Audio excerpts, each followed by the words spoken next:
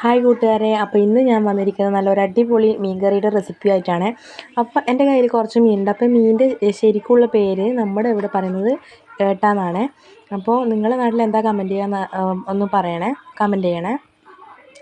അപ്പോൾ ഞാൻ ആ മീന് വേണ്ടിയിട്ടുള്ള ആവശ്യത്തിനുള്ള മുളക് പൊടി, മഞ്ഞൾപ്പൊടി, ഉപ്പ്, അതുപോലെ തന്നെ കുരുമുളക് പൊടി. മെയിനായിട്ട് ഈ മീന് കുരുമുളക് പൊടി നിർബന്ധമാണ് കേട്ടോ. അപ്പോൾ എല്ലാം കൂടി ഒന്ന് മാരിനേറ്റ് ചെയ്യാൻ വെച്ചിട്ടുണ്ട്. ശേഷം ഞാൻ അതിൻ്റെ ആ ഒരു കറിക്ക് വേണ്ടുന്ന എല്ലാ സംഭവങ്ങളും സെറ്റ് ചെയ്ത് വെച്ചിട്ടുണ്ട്. അപ്പോൾ നമ്മളിത് വറുത്തരച്ച് വെക്കുന്ന ഒരു മീൻ കറിയാണ് കേട്ടോ. അപ്പോൾ ഇത് ശരിക്കും പറഞ്ഞു കഴിഞ്ഞാൽ പുളിമുളക് ഇട്ടാലൊന്നും ഒരു ടേസ്റ്റ് ഉണ്ടാവില്ല. വറുത്തരച്ച് നമ്മൾ ചിക്കൻ കറിയെല്ലാം വെക്കുന്ന പോലെ ആ ഒരു ഫ്ലേവറിലായിരിക്കും ഈ മീൻ കറി നമുക്ക് കിട്ടുക. അപ്പം ആദ്യം തന്നെ നമ്മൾ ചട്ടി അടുപ്പത്ത് വെച്ച് കടുക് പൊട്ടിച്ച ശേഷം ഉലുവയും പൊട്ടിച്ചതിന് ശേഷം നമ്മുടെ ഇഞ്ചി, പച്ചമുളക്, ഉള്ളി, വെളുത്തുള്ളി എല്ലാം കൂടി അരിഞ്ഞ് വെച്ചിട്ട് നല്ലോണം വഴറ്റി കൊടുക്കുക. ശേഷം ആ ഉള്ളിയൊക്കെ ഒന്ന് വഴണ്ട് വന്നതിന് ശേഷം നമുക്ക് പൊടികൾ ചേർത്ത് കൊടുക്കാം. മുളക് പൊടി, മഞ്ഞൾപ്പൊടി, മല്ലിപ്പൊടി, കുരുമുളക് പൊടി, ഇതാണ് മെയിനായിട്ട് ചേർക്കുന്നത്. അല്ലാണ്ട് നമ്മൾ വേറെ ഒരു മസാലയും ചേർക്കുന്നില്ല. കുരുമുളക് പൊടി കുറച്ചും കൂടി കൂടുതൽ നമ്മൾ ചേർക്കുന്നുണ്ട്. അപ്പോൾ മല്ലിപ്പൊടി ആവശ്യത്തിന്. അപ്പോൾ ഞാനതിനൊരു കണക്കായിട്ട് അളവൊന്നും പറയുന്നില്ല. കാരണം നമ്മൾ ഉണ്ടാക്കുമ്പോൾ ആ ഒരു മീനിൻ്റെ അളവ് വെച്ച് നമ്മൾ ആ ഒരു ഏകദേശം അളവിൽ നമ്മൾ ഉപയോഗിക്കുക.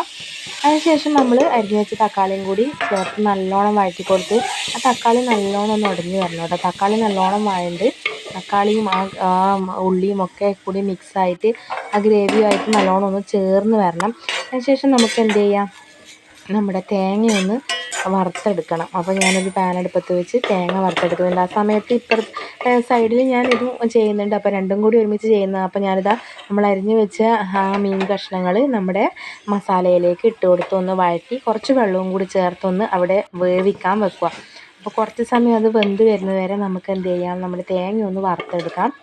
അപ്പോൾ കുറച്ച് വെള്ളം കൂടി ചേർത്ത് കൊടുക്കാം.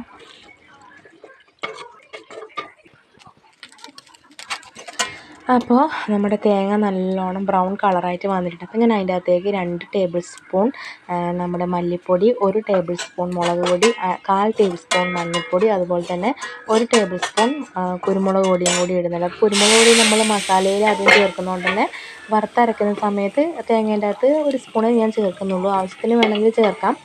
അതിന് ശേഷം നമുക്ക് എന്ത് ചെയ്യാം, ആ അരപ്പ് അതൊന്ന് അരച്ച് വരാം. അതായത് നമ്മൾ നല്ല ബ്രൗൺ കളറായിട്ട് വന്നിട്ടുണ്ട്. അപ്പോൾ ഒന്ന് അരച്ചെടുത്ത് നമ്മുടെ മീനിലേക്ക് ചേർത്ത് കൊടുക്കാം.